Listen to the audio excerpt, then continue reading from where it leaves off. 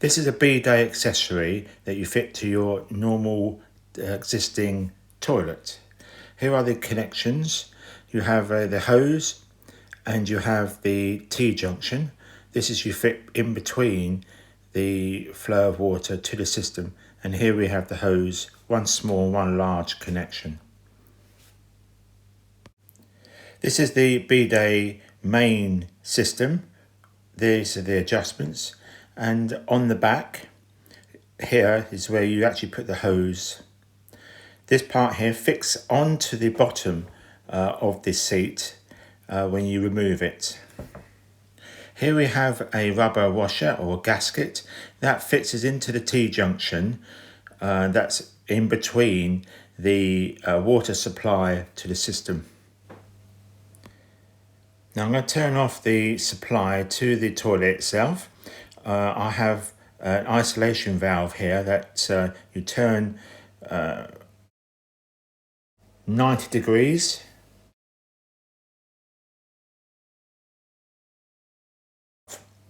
Now when you've done that, you then need to make sure the water is out of the system by flushing it.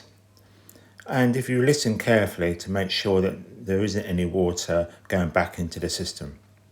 When you are happy with that, then what you need to do now is to remove the connection to the system itself. Be careful not to damage the parts inside the system. So undo it carefully, and when you've done that, you can then do the next part.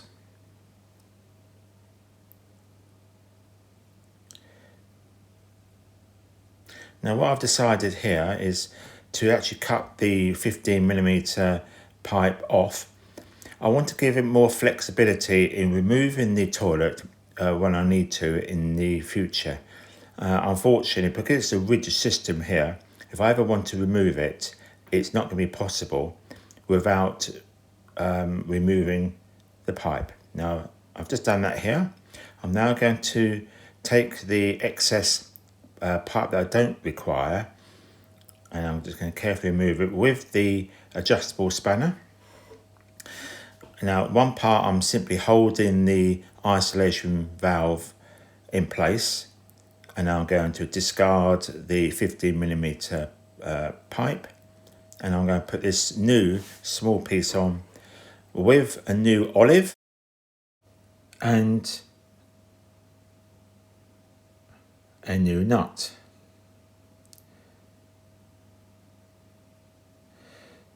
And then we're going to fit the small 15mm pipe with the flexible hose and with the T-junction.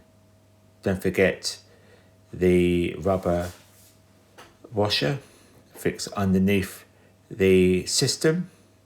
Screw it hand tight. I'll just show you what it looks like. There it is.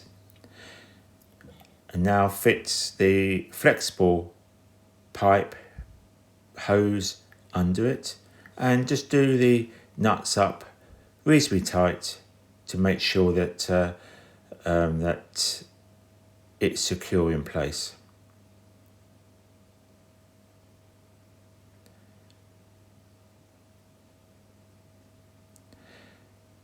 When you're happy with all that, put on the new hose that is for the bidet. Again, do it up hand tight, and then using the adjustable spanner, just make it a little bit tighter. Again, don't over tighten.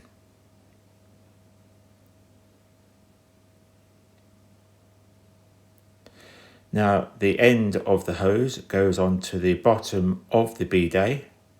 This is just to test it all out to make sure it works. You'd normally do this the other way around. Now I'm turning the water supply on, and I'm checking for leaks. If I'm happy that there aren't any leaks, I will then check the bidet. Now I'll put it into a place where you'd normally have it, roughly that is, just so I can check it. Now I'm going to turn the controls one way, You can see the water coming out, and the other way it splashes, squirts upwards. Now what I'm going to do is take the toilet seat off. This particular one is quite easy, pressing the button. Most of them won't be like that. And now I'll just take the toilet fixings off. There will be nuts underneath. As you can see, it wasn't too difficult, but some will be very rusty, so you may have to cut yours off. Now I've put the bidet in place, and I'll just put the seat back on to line it up to make sure it's all square.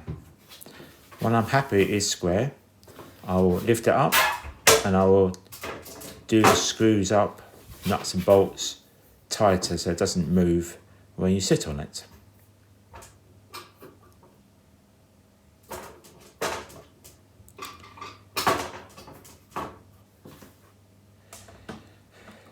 Now I'll take the seat off again, just so I can put the covers over the nuts, just to make it a nice finish.